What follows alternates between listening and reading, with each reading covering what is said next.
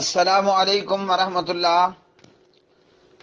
پیارے اور محترم بھائی، مشتاق بھائی انڈیا سورت گڑھ سے، آپ نے یہ حدیث بھیجی ہے سنن نسائی سے، اور سنن نسائی میں اس حدیث کا نمبر ہے 3688۔ لمبی حدیث ہے، 3688 نمبر کی یہ روایت، اور یہ 3688 اس کا نمبر ہے مکتبہ شاملہ میں، اور 3718 یہ نمبر ہے اس کا سنن نسائی مکتبہ دارالسلام میں۔ اس روایت کے حوالے سے یہاں سنن نسائی کے اندر علامہ محمد ناصر الدین البانی رحمہ اللہ فرما رہے ہیں کہ روایت حسن ہے، اور اس روایت کے حوالے سے یہاں سنن نسائی دارالسلام میں حضرت علامہ مولانا زبیر علی زئی رحمہ اللہ فرما رہے ہیں کہ روایت سندن حسن ہے، اور یہ روایت ابو داود کتاب الجہاد میں 2694 نمبر پر ہے، 2694 نمبر پر۔ اور یہ روایت، اس روایت کا تعلق کب سے ہے اور کس موقع سے ہے؟ تو اس روایت کا تعلق غزوہ حنین کے متعلق ہے۔ اس روایت کا تعلق غزوہ حنین کے ساتھ ہے۔ ویسے میرے پیارے بیٹے کا نام بھی حنین ہے۔ اچھا جی، اور یہ روایت ہے عمر بن شعیب عن ابیہ عن جدہ سے، کنا عند رسول اللہ صلی اللہ علیہ وسلم اذا اتته وفد حوازن فقالوا یا محمد صلی اللہ علیہ وسلم انا اصل وعشیرۃ وقد نزل بنا من البلاء ما لا يخفى عليك فمن علینا من اللہ علیک۔ اس روایت سے میرے بھائیوں ہمیں یہ معلوم ہوگا کہ ہمارے پیارے نبی جناب حضور حضرت محمد بن عبداللہ بن عبد المطلب بن عبد مناف بن قصی بن کلاب جناب محمد الرسول اللہ صلی اللہ علیہ وسلم رحمت للعالمین ہیں۔ پیارے نبی کافروں کے لیے بھی رحمت، مسلمانوں کے لیے بھی رحمت، پیارے نبی نافرمانوں کے لیے بھی رحمت اور نیکوکاروں کے لیے بھی رحمت، اپنوں کے لیے بھی رحمت، بیگانوں کے لیے بھی رحمت، پیارے نبی عربیوں کے لیے بھی رحمت، اجمیوں کے لیے بھی رحمت، دوستوں کے لیے بھی رحمت اور دشمنوں کے لیے بھی رحمت، بلکہ انسانوں کے لیے بھی رحمت، جانوروں اور حیوانوں کے لیے بھی رحمت، بلکہ انسانوں کے لیے بھی رحمت، جنات کے لیے بھی رحمت۔ ایسا پیارا اور دلارا نبی، کعبے کے رب کی قسم، آدم نبی اللہ علیہ الصلوۃ والسلام سے لے کر حضرت عیسیٰ مسیح صلی اللہ علیہ وسلم تک نہ کوئی آیا نہ کوئی آئے گا۔ صلو علی الحبیب صلی اللہ علیہ وسلم۔ تو عمر بن شعیب عن ابی عن جدی یہ روایت فرماتے ہیں کہ ہم نبی علیہ الصلوۃ والسلام کے پاس موجود تھے، ہم آپ صلی اللہ علیہ وسلم کے پاس موجود تھے۔ عمر بن شعیب کے پر دادا عبداللہ بن عمر بن عاص رضی اللہ تعالی عنہما بیان کر رہے ہیں، ہم نبی علیہ السلام کے پاس موجود تھے کہ آپ صلی اللہ علیہ وسلم کے پاس قبیلہ حوازن کا وفد تشریف لے آیا، اور یہ قبیلہ حوازن کا وفد، اس قبیلے کے لوگ آئے اور آ کر انہوں نے کہا اے محمد صلی اللہ علیہ وسلم، یاد رکھیے یہ نیو مسلم تھے، نئے نئے مسلمان ہونے والے تھے، تو انہوں نے آ کر نبی علیہ السلام کو آوازہ لگایا یا محمد، اے محمد صلی اللہ علیہ وسلم، ہم ایک اصل عربی قبیلہ ہیں، یعنی پیور 24 کیرٹ کا جینون اصلی عربی قبیلہ ہیں، اور ہم پر مصیبت نازل ہوئی ہے۔ یہ مصیبت کیا تھی؟ اس قبیلے نے مسلمانوں کے ساتھ لڑائی لڑی اور شکست ہوئی، شکست فاش ہوئی، ہاں جی، ان کے مال و اسباب، ان کی عورتیں بچے قیدی بنا لیے گئے۔ تو یہ آ کر کہتے ہیں وَقَدْ نَزَلَ بِنَا مِنَ الْبَلَاءِ، ہم پر مصیبت نازل ہوئی، مَا لَا يَخْفَىٰ عَلَيْكَ، جو آپ پر مخفی نہیں ہے، یعنی آپ بھی اچھی طرح جانتے ہیں کہ ہمارے ساتھ کیا معاملہ ہوا۔ یہ مصیبت کیا تھی؟ میں حدیث کو بریک کر کے آپ کو بتا دوں۔ یہ غزوہ حنین کی بات ہے۔ فتح مکہ کے بعد، مکہ کے فتح ہونے کے بعد حضرت محمد الرسول اللہ صلی اللہ علیہ وسلم کو اطلاع ملی۔ کیا اطلاع ملی؟ کہ بنو حوازن یہ لوگ مسلمانوں کے مقابلے کے لیے جتھا، گروپ، جماعت بنا رہے ہیں۔ تو پیارے نبی علیہ الصلوۃ والسلام ان سے مقابلے کا فیصلہ کرتے ہیں، جنگ ہوتی ہے اور حوازن کو شکست ہوتی ہے۔ کیا بنتا ہے؟ بنتا یہ ہے کہ ان کی بیوی، بچے، ان کے مال و اسباب، ہر چیز ہی محمد الرسول اللہ صلی اللہ علیہ وسلم اور آپ کے سپاہیوں، سپاہ مدینہ کے ہاتھ میں آ جاتی ہے، یا کہہ لیں لشکر مدینہ یا لشکر طیبہ کے ہتھے چڑھ جاتا ہے، سارا کچھ ہی۔ تو پیارے نبی علیہ السلام فتح یاب ہونے کے بعد مال غنیمت کو تقسیم نہیں کرتے، بلکہ پیارے نبی علیہ السلام 14 دن تک 40 days انتظار کرتے ہیں۔ 14 دن تک انتظار کرتے ہیں۔ اگر یہ قبیلہ حوازن مسلمان ہو کر آ جائے تو محمد الرسول اللہ صلی اللہ علیہ وسلم انہیں ان کا سب کچھ واپس کر دیں، بیویاں بھی، بچے بھی، بکریاں بھی، اونٹ بھی، گھوڑے بھی، کھوتے بھی، خچر بھی، برتن بھی، سب کچھ۔ حالانکہ جنگ میں تو ایسا نہیں ہوتا، لیکن کیا کہنے ہیں، سبحان اللہ۔ یہ آمنہ کے لال ہیں، عبداللہ کے یتیم ہیں، عبد المطلب کے پوتے ہیں، ابو طالب صاحب کے بھتیجے ہیں۔ اگر ہم بات کریں عبداللہ صاحب کی، اگر ہم بات کریں بی بی آمنہ صاحبہ کی، اگر ہم بات کریں عبد المطلب کی، اگر ہم بات کریں ابو طالب کی، تو یہ وہ حضرات تھے جو اپنے علاقے کے معزز ترین لوگ تھے۔ یہ غریبوں، بیواؤں، یتیموں، مسکینوں، فقیروں کا بھلا کرنے والے تھے۔ اچھے لوگوں کی اولاد بھی اچھی ہوتی ہے،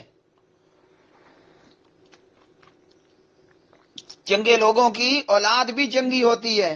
اور پیارے نبی علیہ السلام کے خاندان کا تو پھر کیا ہی کہنا، بحیثیت ایک اچھے انسان ہونے کے۔ تو آپ صلی اللہ علیہ وسلم جنگ جیت جاتے ہیں، مال غنیمت مل جاتا ہے۔ اس مال غنیمت کے اندر کواری، پیاری پیاری، سونی سونی عورتیں بھی ہیں، بکریاں بھی ہیں، یعنی جو دنیا کا محبوب سامان ہے نا، سونا ہے، چاندی ہے، بھیڑ ہے، بکری ہے، جانور ہیں، عورتیں ہیں، بچے ہیں، وہ سب کچھ اس مال غنیمت میں موجود، جو قبیلہ حوازن کو شکست دینے کے نتیجے میں محمد الرسول اللہ صلی اللہ علیہ وسلم اور لشکر طیبہ کے ہاتھ آیا۔ لیکن آپ علیہ الصلوۃ والسلام نے 14 دن انتظار کیا۔ ادھر یہ قبیلہ حوازن ڈرتا رہا، ڈر مارے نہ آیا۔ تو جب 14 دن ہو گئے، آپ نے وہ مال غنیمت تقسیم کر دیا۔ تقسیم ہونے کے بعد یہ لوگ آتے ہیں، حوازن کے لوگ مال غنیمت کے تقسیم کے بعد آئے، اور آ کر یہ لوگ مسلمان ہو گئے۔ ساتھ میں ہی انہوں نے نبی علیہ السلام سے کہا فامنن علینا، سبحان اللہ، محمد الرسول اللہ صلی اللہ علیہ وسلم ہم پر احسان کیجئے، ہم پر احسان فرمائیں۔ ساتھ یہ بھی بتا دیا من اللہ علیکا، اے محمد تو ہم پہ احسان فرما، اللہ تیرے اوپر احسان کرے گا۔ سبحان اللہ۔ کیا معلوم ہوا؟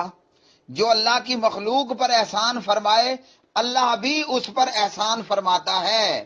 جو اللہ کی مخلوق کے لیے آسانی کرے، اللہ اس پر بھی آسانیاں پیدا کرتا ہے، آسانیاں نازل کرتا ہے۔ تو پیارے نبی کے پاس آئے اور آ کر مسلمان ہو گئے، ساتھ میں درخواست اور عرضی بھی پیش کر دی کہ ہمارا مال ہمیں واپس کیا جائے۔ تو پیارے نبی علیہ السلام نے اس موقع پر کیا فرمایا؟ آپ صلی اللہ علیہ وسلم نے فرمایا تم مال لینا پسند کرو گے یا اپنی عورتوں اور بچوں کو؟ یعنی 2 آپشن ہیں تمہارے پاس، سارا مال تو تمہیں نہیں ملتا، دو چیزوں میں سے ایک چیز پسند کر لو، بیویاں، عورتیں اور بچے چاہیے یا بھیڑ بکریاں چاہیے۔ یہ قبیلہ بھی بڑا شرف والا، بڑا اشراف قبیلہ تھا۔ مال تو آنے جانے کی چیز ہے، بندے کی عزت ہوتی ہے اس کی عورتیں اور اس کے بچے۔ تو ان لوگوں نے کہا کہ ہم اپنی عورتوں اور بچوں کو لینا پسند کریں گے۔ تو پیارے نبی علیہ الصلوۃ والسلام نے اس موقع پر مشترکہ چیز ان کو ہبہ کر دی۔ یہ سنن نسائی میں کتاب الہبہ ہے، اور باب ہے مشترک چیز کا ہبہ کرنا بھی جائز ہے۔ ایک تو یہ ہے کہ آپ کے اپنی اکیلے کی ہے نا، ایک یہ ہے کہ مشترک چیز ہے آپ کی، آپ کے خاندان کی، تو ایسی چیز کا ہبہ کرنا بھی درست ہے۔ اب جب انہوں نے کہہ دیا قبیلہ حوازن نے کہ ہم اپنی عورتوں اور بچوں کو واپس لینا چاہتے ہیں، تو حضور رحمت للعالمین صلی اللہ علیہ وسلم نے فرمایا اما ما کان علی ولی بنی عبد المطلب فہو لکم۔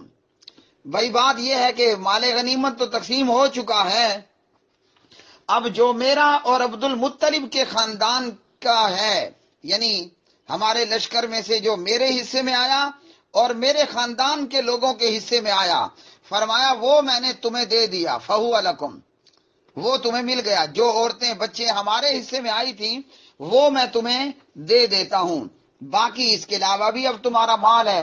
تو فرمایا فَإِذَا صَلَّيْتُ الظُّهْرَ، جب میں نماز ظہر ادا کر لوں نا، فَقُومُوا، تو تم کھڑے ہو جاؤ، فَقُولُوا، تو تم کہو اِنَّا نَسْتَعِينُ بِرَسُولِ اللَّهِ صلی اللہ علیہ وسلم علی المؤمنین والمسلمین فی نسائنا وابنائنا۔ جب میں زور ادا کر لوں تو تم کھڑے ہو جانا اور کہنا، تو تم کھڑے ہو جانا اور کہنا ہم مومنین سے اپنے بیوی بچوں کے واپس لینے کے لیے رسول اللہ صلی اللہ علیہ وسلم سے مدد کے طلبگار ہیں۔ اب یہ وہ جملہ ہے کہ جس سے اہل شرک نے اپنی دلیل پکڑنے کی کوشش کی ہے۔ یہ وہ جملہ ہے کہ انا نستعین برسول اللہ صلی اللہ علیہ وسلم علی المؤمنین او المسلمین فی نسائنا وابنائنا، کہ ہم مومنوں سے اپنی بیویاں اور بچے واپس لینے کے لیے رسول اللہ صلی اللہ علیہ وسلم سے مدد کے طلبگار ہیں۔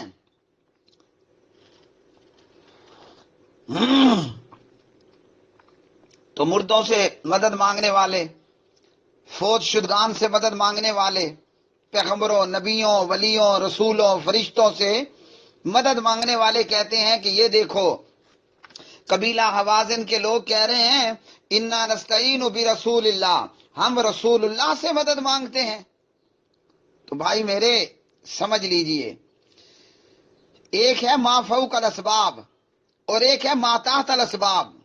یہ بات اگر کھوپڑی میں بیٹھ گئی نا، بندہ مومن ایمان کا دعویٰ کر کے شرک نہیں کرے گا۔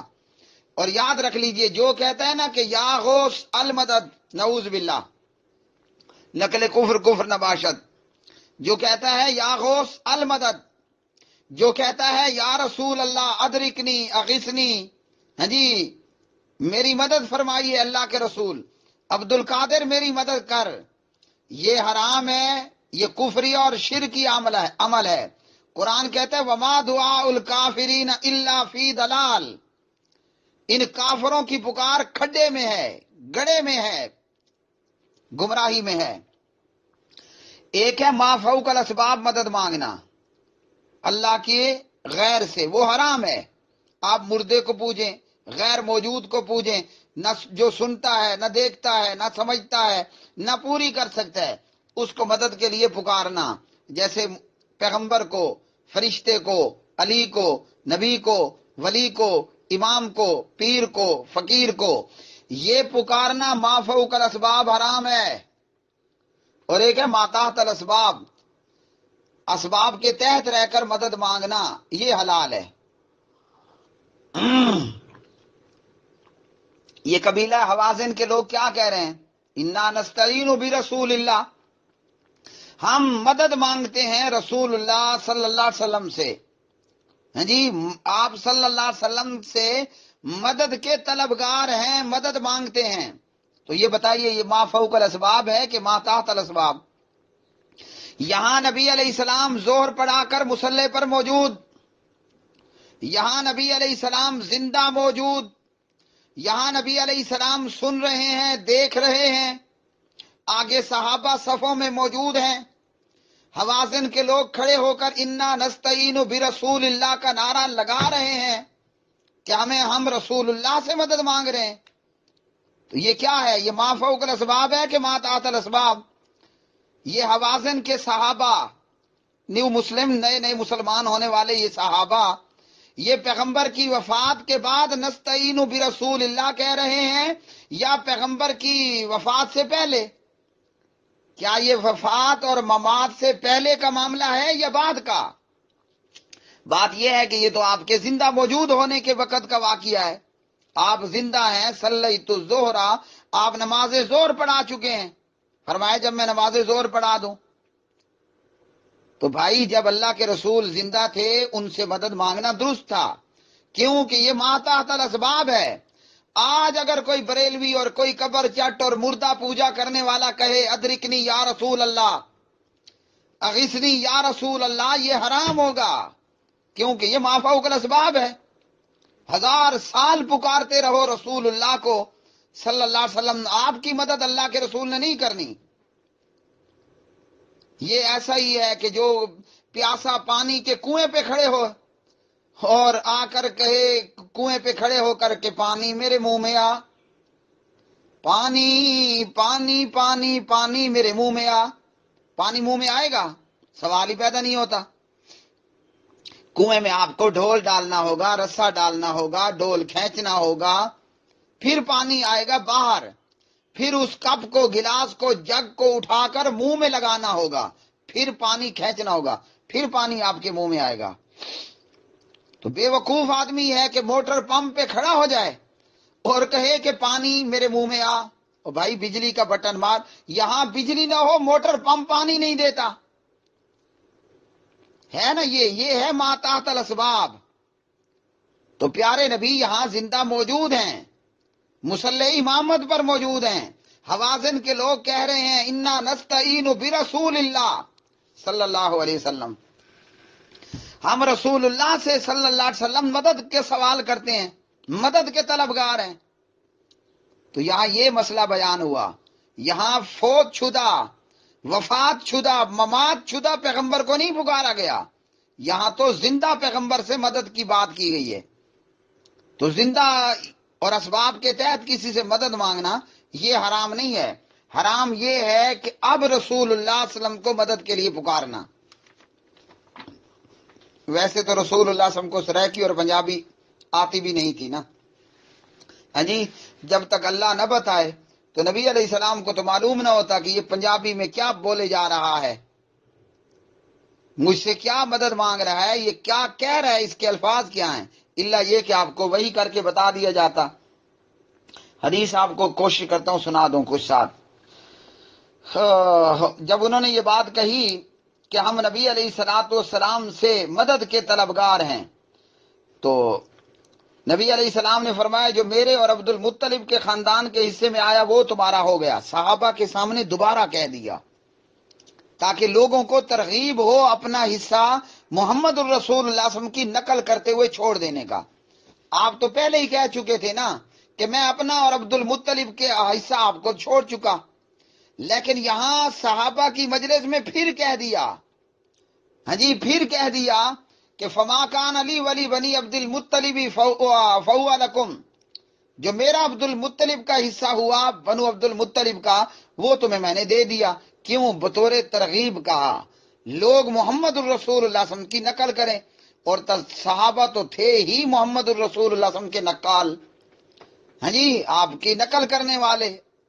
تو وہی ہوا، ایک کھڑا ہوا، دوسرا قبیلہ، تیسرا قبیلہ، اور جی ہم نے بھی اپنے حصے میں آنے والی عورتیں بچے آپ کو چھوڑ دیے. کچھ لوگ ایسے تھے جو نئے مسلمان تھے، جیسے اقرا بن حابس تھے، اور عیینہ بن حسن تھے، اور عباس بن مرداس تھے، رضوان اللہ تعالی علیہم اجمعین، انہوں نے کہا اما انا و بنو تمیم فلا، اما انا و بنو فزارتا فلا، اما انا و بنو سلیم فلا۔ ان تینوں سرداروں نے کہا کہ ہم نہیں چھوڑنے والے۔ ہاں جی، پھر اس میں بھی آگے یہ ہوا کہ کھڑے ہونے والے نے اٹھ کر کہا کہ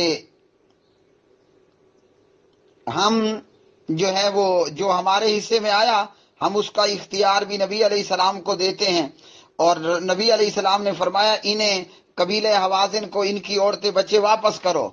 ہاں، جو واپس نہیں کرنا چاہتا، جو شخص اس غنیمت سے اپنے حصے کو برقرار رکھنا چاہتا ہے تو اسے 6 اونٹ مل جائیں گے، یعنی یہ چھوڑ دو، اس کے بدلے 6 اونٹ آئندہ لے لینا۔ اور پھر اس کے بعد آگے حدیث جاری ہے۔ تو صحابہ کرام نے نبی علیہ السلام کی نقل کرتے ہوئے حوازن قبیلے کو ان سے جو لیا ہوا مال غنیمت تھا وہ واپس کر دیا، اور یوں یہ معاملہ جو ہے اختتام پذیر ہوا۔